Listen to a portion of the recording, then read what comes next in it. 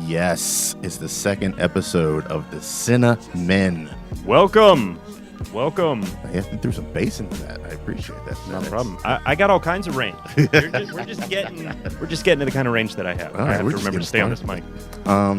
We are here doing some professional business at a Not place. too professional. I'm involved. James Cameron. James Cameron. I was looking at his filmography for something completely unrelated a couple days ago, and I was like, this dude just pumps out hits. Like, that's his job. His job is to pump out hits. Yep. And that's what he does.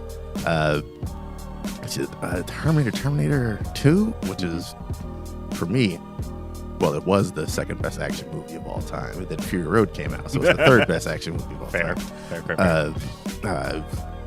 True Lies, which for me is the last good Arnold blockbuster film there was. Yeah, I could see that. Mm-hmm. It's still no Blu-ray. It's Why, Cameron? Why? We want it. And of course Avatar, that was what it was. Titanic, those Titanic made all the money in the world, and then Avatar took all the other money in the world. But at least Titanic continues to take all the money. It continues to take all the money in the world. That joint people call it a sappy love story, whatever. It's just a damn good movie. Yes, it is. Titanic is the dopest. Yes. And we get the BS with Avatars 2, 3, 4, 5, 6, 7, and 8, but Hey. Don't say anything about that. Cameron hates movies that are just sequel after sequel. He hates movies. You didn't see that article? He hates this stuff. So, yeah, with Avatar 2, 3, 4, 5, all the way to 15 slated until the end of his life, he hates sequels. But the thing about it is, Avatar came out. It was huge, obviously. It's that huge property that nobody cares about, that nobody talks about. Most people I know don't care about Avatar 2, but I bet you that when Avatar 2 comes out, it's going to be another worldwide phenomenon. You don't bet against Cameron. It may be. I'll have to, at some point, I guess, watch the first one.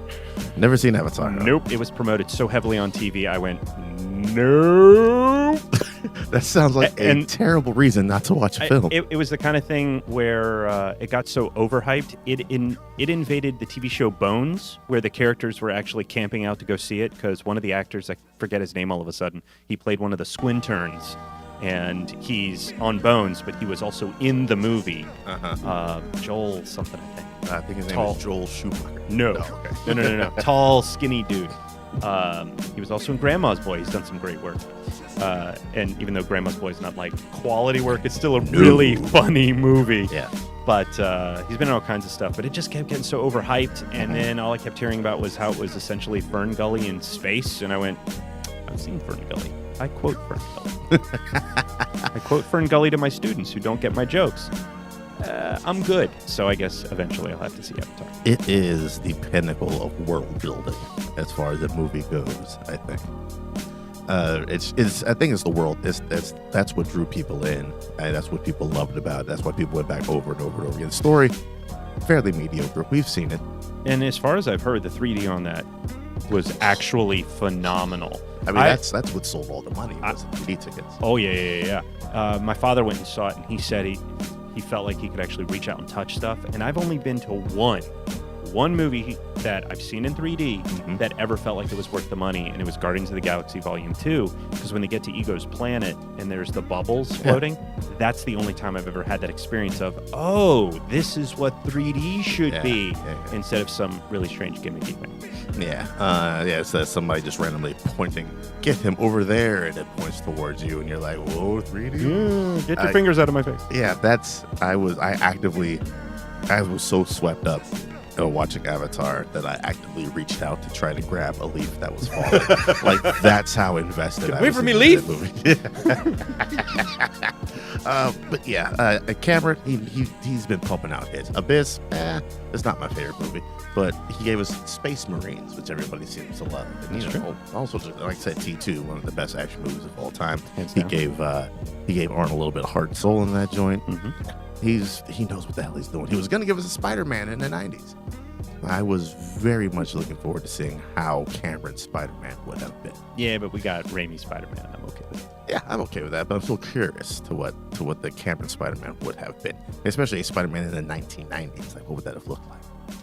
especially from a dude who's always trying to push the boundaries of technology. And that's true. He might have gave us something wild. So who's your number 2, sir? My number 2 is from a director that for a lot of folks is going to be hit and miss. Robert Rodriguez. Oh, hit for me, sir. Oh, totally fine. Totally fine. I first got introduced to him for what I consider my top film. For him.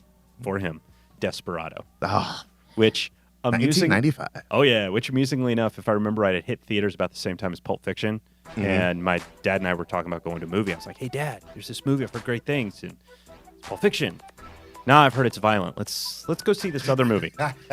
So we walk in a few minutes late to Desperado. And if you've never seen it, highly recommend it. Obviously, Seed does not. I do. No. But there's I recommend it. Oh, okay. I'm it's all just on the board director.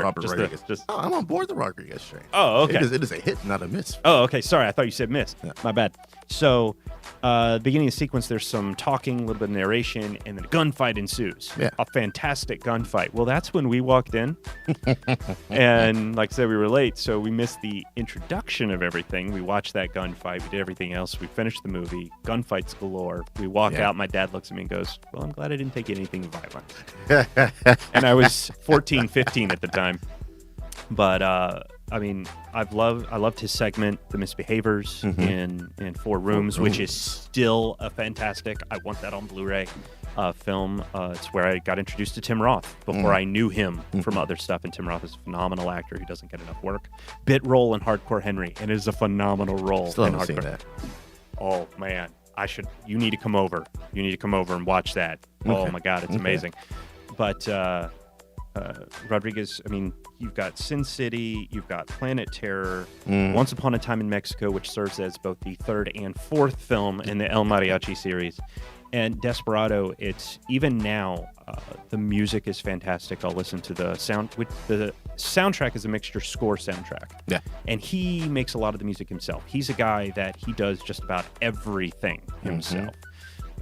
Top down, and he does some experimental things. I even dig the Spy Kids movies up to a point. They made their money, man. Yes, they did, and they were the birth of the Machete universe. Yes. We get Machete, and anything with Danny Trejo is we need more of him, and that was my first introduction to him in Desperado. So I want more. Give me more. Yes, and he is directing Alita: Battle Angel coming out later on this year. A trailer which dropped about 15 minutes before we started recording. A brand new one. And December 21st this year is going to be a bloodbath. There's Alita, there's Aquaman, and one other movie. I think Bumblebee. It's going to be, nobody's making money that weekend because they're all coming out on the same day. Are they really? They're all coming out? All right, then. So pass on the Bumblebee, and I'll probably do a double header of Alita and Aquaman. All I know is I turned 38 a couple days beforehand. I love the movies. I'm living there. All right, that's what's going to happen. There you go. Nothing wrong with that at all. I'm looking forward to it. Yeah, I dig some Rodriguez, man. I love Desperado. He also directed From Dusk Till Dawn as well. Yes, he did. Yes. Yes, he did. You put Tarantino and Robert Rodriguez together, and you got a pretty good combo, man. I love Sin City as well. That's a underrated combo film. We don't talk about Sin City 2, but I do love Sin City. Yeah. The only thing Sin City 2 gave us is Ava Green. Yes, it did. She's fantastic. Yes, it did. She's fantastic in anything she does. She's underrated in Casino Royale. She gives a phenomenal performance there. But everything else about Sin City 2. Garbage. Yeah. Garbage. Missed opportunity. Huge missed opportunity. And way too late in the game, too. So what's your number one? My number one is it's the man, Chris Nolan. Ooh, good old Chris Nolan. Yeah. I think there's. How do you pick a number one? I don't know. I just love that dude. I don't understand. No. I mean, how do you pick one film to be the top film for him? One film to be the top film? That was easy for me. Slightly easy. It's one or it's another. It flip flops on any given day. It's either The Dark Knight or it's Inception. Okay. Chris Nolan took a joke of a film series that Batman was at that point. Thanks, Joel Schumacher, and he gave it the weight and the levity that Batman deserves. Pretty much, he did what Tim Burton did, because Batman was the joke up until the 1989 Batman. Everybody just thought of the Adam West business, and then that which was great for its time, and it was perfect for what it was trying to do. That's not Batman, though. Tim Burton gave it a little bit more weight and gravitas, and then it got a little bit jokey getting into the Schumacher era, and then Nolan brought it back to grounded, to real, to this is something you could actually see happening if given enough money and enough lack of care. Yeah, enough people could could actually do this. So he did a great trilogy. And in between that, we get Inception. And that just the concept is balls crazy to me. Yeah. That you can go and plant an idea in somebody's head via their dreams. And it is his James Bond movie. That's exactly what it is. It looks amazing. It's wonderful. It took me about a good 4 watches to make sure that I got everything, to make sure the math of all the levels you go down actually works. I can watch either The Dark Knight or Inception any day of the week. Interstellar is also one of my top 10 probably favorite sci-fi movies of all time. Another good-looking film as well. Oh, it's beautiful. It's gorgeous. Beautiful. And Dunkirk, a master class in tension. If you want to know how to build tension, that tick clock in the background the whole time. Tick. It's nuts. It's nuts. So that's my number one, man. Chris Nolan puts in all the good work for me. Right on. My number one is going to be a surprise to virtually no one who knows me, and I'm actually wearing a Misdirect T-shirt right now. It's Richard Donner? Yeah, it's Richard Donner. Oh, that was a joke. Oh, okay. So No. My T-shirt is The Goonies, but that's not my favorite film of his. Okay. But I do love The Goonies, which is why I'm wearing that T-shirt today. Thank you, straight. Loot Crate.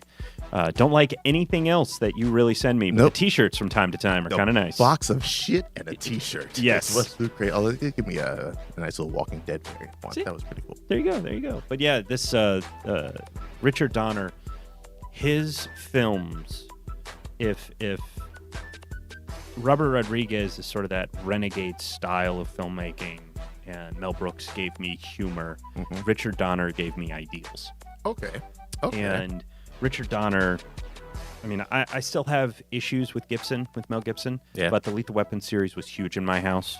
Yeah. We still quote that created Pesci's, the buddy cop. Oh yeah. We still quote Leo Getz. Just did it the other day, having dinner with my father-in-law. He and I did it at the same time. Fuck you at the drive-thru. Don't go through the drive-thru. Fuck you at the drive-thru. But I mean, he did Lady Hawk. He did Goonies. He did Scrooged, of all films. But for me, it's Superman the movie. Oh God, I hate that movie so much. Superman the movie. You can leave. So, welcome to the Cine Man. Seats left. I can't do it. Why not? Superman 2, however, is quality gold. But I just can't do Superman the movie. Why not? You don't like hopes and dreams? You don't like a Superman that doesn't murder people? No. Like I much prefer I much prefer Man of Steel. But please go ahead. Oh no, it's let's put it this way. Superman the movie is. I have had. Superman is my ideal superhero. And for people that say that he's the hardest one to put into video games, the hardest one to put into live action, I call shenanigans. Huge shenanigans. Because his thing is that he believes in people. And Superman Returns, had it not tried so much to be just a replication of the first Superman film, I think with Brandon Routh and Bryan Singer behind it, Brandon Routh in front of the camera, Bryan Singer behind it, we got as close as we could to a real good Superman film, because it's not necessarily action-packed. It's about Superman not using his powers. Right. It's about him connecting with people. It's about a guy who's not from here and loves it here despite all of its problems, and he wants to help, but not in a way that gets people to do what he wants, but in a way that enriches their lives. And that's what Donner gave us with Superman. You believed that a man could fly. And I have a Mylar Superman poster from the original run hanging in my home. My son is named for Superboy. So, I mean, I'm a big Superman fan as it is, but for me, that was it. It's not the truth, justice, and American way side of Superman. It's just the fact that you want to try and do right. You want to try and do good. And you can't tell me that you can watch Wonder Woman, which Patty Jenkins did in a beautiful fashion, and not love Superman. Because aside from the flying around the world to turn back time, which my wife will tell you is shenanigans. Which any sane person will tell you is shenanigans. Yeah, but at the time, let's look at any other superhero movie and see what they do, and then tell me, okay, this isn't shenanigans. Ant-Man goes to the quantum realm. That ain't shenanigans? First of all, okay. That shit was a documentary, all right? Doctor Strange fights Dormammu. That ain't shenanigans? Although that was a great superhero ending where it was about saving the world and not destroying a city. But Superman, outside of that whole time travel bit, it's really about how can I defeat the enemy without punching someone. Mm-hmm. It's about not using violence, not using strength. Everybody goes to him fighting Zod and, I'm going to remove their powers and this and that and the demonstrations of strength. But the best demonstration of strength from Superman is when he doesn't use his abilities. I can dig that in Superman 2, just not Superman 1. Yeah, whatever. I still like, at the time, I liked A Quest for Peace when I was a little kid. I'm one of the few people that did. I haven't watched it in years, but I'm looking forward to watching it with my son when he's older. All right. Seeing if it holds up or if it's just, no, not anymore. Before you watch this with your son, do you think it will hold up? It's hard to say. Memory's weird. Okay. We get nostalgic for things, and we keep them in a higher esteem. I recently rewatched The Wizard, the Todd Holland movie from, what was it, 89? The Fred Savage? Yeah, Fred Savage. Oh, and the Super very Mario first time 3. we see Super Mario 3. Yeah. And as a kid, you're like, this is amazing. And you watch it as an adult, and it is so bad, but in a fun kind of way. But it's just a gigantic Nintendo commercial. Yeah, that's all of it is. That's all but it as is. a kid, you're like, wow. And as an adult, you're going, wow. But, little Tobey Maguire was in there with, no dialogue whatsoever, just standing around going, sup. So, McGuire, I'll be your Spider-Man. Yeah. So that's it. That's our top 3, huh? That's our top 3. I don't think we blew off the doors for anybody, but for those of you that were thinking I was going to go straight indie, yeah, F you, buddy. I did not drink last night to purposely make no. sure I was Are you clear-headed okay? to try to deal with your shenanigans. I was like, he's going to throw some weird boomerang into this, Nope. and I got to make sure my head is right. Nope. No, I went should have drank last night. You should. Well, I'm not going to tell you whether you should or shouldn't, but yeah, my taste range very, very wide. I watched a Portuguese horror film 2 nights ago. Yeah. And whoa. Jose Pedro Lopez is, I think, the director's full name. It's coming available August 3rd, and it's a movie with very little dialogue and not a whole lot of explanation. You have to dig. You can't just read. You have to dig between the lines. And it's something that's going to stick in my brain for a little bit. But then I'll go see Christopher Nolan kill some Nazi German dudes, and it's like, yeah, let's watch some more of that. So give me some more of that. Tick, tick, tick, tick, tick, So the challenge. yeah. So the movie you assigned to me was Bunraku. The movie you assigned to me was Time Lapse. Which one do you want to speak about first, sir? I am so curious about what you have to say about Bunraku. I want to hold that one off. Okay. I just want to say, how spoilery can we get with this first? Considering Time Lapse is like 2014, but then again, anybody that's interested after they listen to this might want to go see it. That's true. Okay, so we will try. I'll try and avoid some spoilers. So we're gonna dance around. We're gonna do a little bit of dancing. It'll be easier for you to avoid spoilers than it will for me, because with Time Lapse, going into it, and this is sort of what we talked about last show. If you're unfamiliar with the first, you're only one behind. It's fine. But the idea was that we would each watch a movie we hadn't seen, and then discuss it and sort of share our thoughts and feelings. It's a way of opening up each of our horizons a little bit with cinema, and maybe sharing something with you that you might not know. Time Lapse came out in 2014, had Danielle Pennebaker, had George Finn, and another actor who, of course, my brain can't remember. My name can't brain, folks. My name can't brain. So anyway, it's a film involving pseudo time travel, okay, where time is a factor. The basis of the story is this. There's 3 people living in an apartment, boyfriend, girlfriend, and a roommate. Word. And across the boyfriend is a painter. He's also the manager of an apartment complex. The girlfriend is a waitress who also wants to write, and the roommate is a gambler with all kinds of addiction issues. Yeah. And no good future. No, not at all. And they find out that a neighbor not only passed away, but he'd had a camera pointed at their house. And that camera was this big machine that it took photos that predicted the future. Right. And the idea was that they had to keep replicating the photos in order for the future to stay constant. Yes. Now, I got to tell you, I was bored. Okay. And when I say that, I know I can see it on your no, because he really enjoys this movie, and I can see why. But here's the deal: I didn't like the movie until the end of the movie. What? Now, and I don't mean that in the, because the credits were rolling kind of way. Oh, geez. What I mean is that there's so much going on in time-lapse that seems predictable. Mm-hmm. They've set these characters up in a certain way, and they're following a trajectory that seems sort of obvious.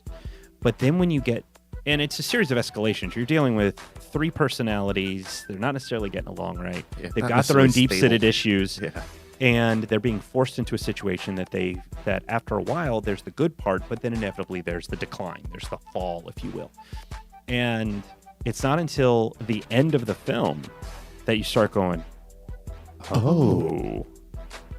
And I ended up watching it with my wife last night. We took our dog for a walk afterwards, and we're doing a short circle around the neighborhood, and we're just talking about it the whole time. Yeah. Oh, well, that explains it. Well, but the problem I had... Oh. Mm-hmm. But, they did... And this was the entire 10-minute walk around there, was each of us sort of piecing this together. She was more intrigued with it than I was from the beginning. From the beginning of watching it. It took me a while to really get into it. But it's the kind of movie that I now realize you almost have to watch more than once in order to piece everything together, which I think what kicked all this off was the discussion of Primer, the very brief discussion that we did, where that's a movie that uses time and people are sort of moving forward and backward, which is not what time-lapse is. But if you get to the end of Primer, you almost have to watch it again to sort of see all the details that they breadcrumbed for you. And with time-lapse, there's an element of stuff that's happening while other stuff is happening, and you got to be aware of it, but there's no clues. And I know that's a bit of a spoiler. I know it's a tiny bit of a spoiler. But it's the kind of thing that you won't be able to... Even me saying that, good luck. Good luck. But it wasn't the best film with time travel that I've seen, but I would absolutely recommend it to at least for anybody curious. And Danielle Pennebaker, who I've seen in quite a few things, Sky High, she's of course on The Flash. Yep. She did a bit part on Justified. I have a hard time taking her seriously. She has what I think Tobey Maguire has, which is this sort of perpetual youngness about her. So taking her as an adult is kind of difficult, but in this role, it works really, really well. And as her character goes on its own arc, you really get to see some depth from Pennebaker, and that was fantastic. She was the best part of the movie. You think so? She's the best part of it? Let me guess. You thought it was a security guard? No. The 2 seconds he pops up. 3. She might be. I think I agree. I think she's the best part of that movie. Yeah. She's definitely the biggest surprise there. She's the one to pay attention to the most throughout the movie. I will say that. The dude with the addiction issues was fairly one note and kind of obvious to see. Yeah. What kind of stuff was going to happen to him down the road, and then the painter was just. He was the voice of reason and common sense throughout the whole thing. Yeah. I watched it with my girlfriend, and one thing I think that we were both frustrated at is the number of times people had to just remove themselves from the situation. And they didn't do it. They didn't do it. Which the rules that they sort of create for themselves with this machine, it locks them in. Mm-hmm. And I get why. I get why they keep having these opportunities to leave and they don't. Oh, it was so frustrating. And I think my wife put it best last night when she went, the boyfriend, the painter, he has the most to lose, and that's why it's going to be the worst for him. Yeah. Because you got the dude that's chasing addiction in every single frickin' way that you possibly can, and you've got Pennebaker's girlfriend character, who seems like she's just there to be between the two of them, but as the story unfolds, you find it's much richer, much deeper, and holy cow. Holy cow. Yeah. I watched Bunraku, and that was a movie that I watched. Directed by David Michaud. I think I'm saying that right. Came out in 2014. I'm sorry. Nope, that's Rover. Wrong one. That's what I'm going to assign to you. Yeah, no. Directed by right. Guy Moshe. Josh Hartnett, Woody Harrelson, Gact, Ron Perlman, Debbie Moore. Yep. Was up in there. Yep. I fucking love that movie. Yeah! my job is to get as many people to watch that movie as possible. I highly enjoyed that movie, man. You got Josh Hartnett as the drifter coming into town. I just want to play a poker game, and he's playing a long game of some kind. He's there for some sort of revenge. And then you have the other character whose name escapes me. He's Yoshi. Yoshi's there. He's got to wreck some shop too. But he's the peaceful warrior. He doesn't want to. He Yeah, digs some wasabi. He does dig some wasabi. Yeah, a whole mouthful. Whole mouthful. While fighting somebody, which is two things I wouldn't want to do. Do you remember who he was fighting by any chance? No. Do you remember what they were wearing? Wait, which one? When he's got the mouthful of wasabi? Yeah. No. You don't remember what the dudes were wearing by any chance? They They wear sort of. suits. No, Yeah. Do you remember what color? Red. Red suits. That's right. Trying to tee you up for that one. Fuck that one up. Totally fine. Woody Harrelson is the standout person in that movie for me. Like every time he was on scene, I was having myself a blast. Awesome. He just a dude who had little to no cares. He just kind of went with the flow of things. Like, I'm here to run the bar, but hey, you want to fight? Well, let's take it outside. I'll officiate. I'll referee the fight with my little drink in hand. Mm-hmm. And all that kind of stuff that he had going on with it. It was just damn enjoyable. It had its elements of silliness. There's some sound effects in there, sprinkle in the background that I giggled at throughout the film. I still don't understand why Josh Hartnett didn't get the shine he deserves, man. I agree. At the beginning of the movie, I was like, you don't see him in a whole lot of things since Penny Dreadful came out. It's just the only role he could get. Or did he read the script and he's like, oh, there's a little something fun to this. And by the end of the movie, I think he took it because there's a little something fun in that script. Ron Perlman chewing scenery, doing what Ron Perlman does. And I think he has a damn fun time whenever he gets to chew scenery. Oh, yeah. Like, he might be like, within the top three, him, Walton Goggins. There's, I'm sure there's somebody else in there that are the top three scene chewers, like good classic. Demi Moore, she wasn't developed enough for me. Kind of came and went. There's a little tenuous connection with some other characters there, but overall, I love a kind of movie where somebody just kind of rolls in as a nobody, and then by the end of the movie, is like leading an entire revolution of something happening. I love films like that, and that's exactly what this was. Yes. It looked like it had the elements of a puppet show at times in there, which is what Bunraku is, right? Japanese puppet show. It is something that I will start recommending to people myself. Hallelujah. Got it Another from a coworker, convert. strangely enough. What's that? I got it from a coworker, strangely enough. Oh, right on. Yeah, I was like, I got to find this movie because I couldn't find it. We were discussing, hey, you probably find it at Walmart. Couldn't find it there. Weird. And my coworker was like, oh, I got that movie. And I was like, no fucking way. So he let me borrow it. And he was like, I think you're the only other person that I know that knows about this movie. And I was like, well, we will start our own revolution. We're working on it. We're working on it. I am my wife. You know how there's some things that you dig so much that when you meet somebody new or something, you're like, hey, you've got to check this thing out. Bunraku is that movie for me. It's like, okay, I want to know if we're gonna connect or not. You need to go check this movie out, and then let's go from there. That's become my barometer. Yeah. Because it is a special kind of weird. It is. You have to buy into the concept that what you're about to watch is essentially a play. Yeah.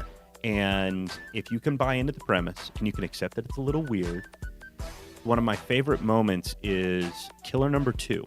Yeah. He's well dressed. Oh yeah, Kevin McKidd, and he's talking on the phone with one of his red suit minions, and they're clearly in two different places. But then the wall is transparent. The wall becomes transparent of where the minion on the phone is, and Killer Number 2 is just looking at him like, if you call me again. I love how, like, there's a clear barrier between the two of them, and even after the wall becomes transparent, they still don't quite look at each other until he delivers his threat, and then he's laser focused in his eyes. I really dug that scene. That might be my favorite scene in that movie. Yeah. Some of the set transitions, if you will, were pretty dope too, as well. Like, oh, that's kind of cute how they transition out of this scene into this scene. It's very well done, very artsy. I dig it. Woo! I dig it. Highly recommend. And time lapse. Hopefully you won't have. It didn't. Like I said, it didn't suck me in. But by the end of it, I was going, what the fuck? which you know what? For any movie, it's all about the storytelling. And if it can bring you in, if it can hook you, connect you in some way to get you to think about it, once it's done its job. Yeah. Nothing worse than watching a movie that you're like, all right, I can move on with my life. I've done the thing. Yeah. There have been plenty of movies this summer that I've seen like that.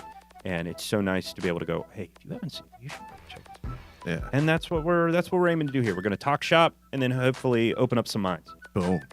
So, are we ready for our next episode's Cine Men Challenge? I think we are. And we're doing this one. I know we've only done the Cine Men Challenge once, but we're going to do this a little bit differently, right? This is, instead of it being you're doing one thing, I'm doing another, we're now both going in blind. Yeah. Okay. Yeah. So hit us with the movie. It's called The Rover. Came out in 2014. I had no idea it existed because I think it's an Australian flick, which is Australian flicks generally aren't on my radar. Directed by David Michaud. It stars our boy Guy Pearce is up in there, and Robert Pattinson, Scoot McNairy are three of the big name joints in there. It's basically Guy Pearce's car gets stolen, and then the movie rolls from there. Oh, I heard about this. Yeah. I heard about this, and it's been popping up in articles recently of new movies that are available streaming and a whole bunch of other A24 stuff. I heard really good things about this movie. Yeah. Okay, so we're gonna find out. We're gonna find out if it's any good, and if you guys want to check it out too, it's where are we getting it from? Netflix. Yep, okay, The so the Rover. instant. Netflix instant. Yep. So we're apparently gonna check this thing out, and then when we next convene, we're going to discuss whether or not we thought it has horses or trash cans. Is that right? I mean, that's my rating. You feel free to do whatever. I'm going to they're going to be equine sapiens, taking out the trash. Whatever the Doug D scale of greatness is. I just greatness. I just keep it to a simple out of 5s, just out of 5. Okay. But horses and trash cans, whatever it takes. You need horsepower to take out the trash. I get it. Okay. I get it. Yeah, we'll roll with that. I'll pretend like I made that up. Speaking of which, man, what would you give time lapse out of your simple 5 rating? For me, probably a 3.5 out of 5. All right, that's decent. It's not just 65%. Yeah, it's certainly a movie I'd recommend. It may not be a highlight film, but it's got enough really interesting stuff on it that I would recommend it to people.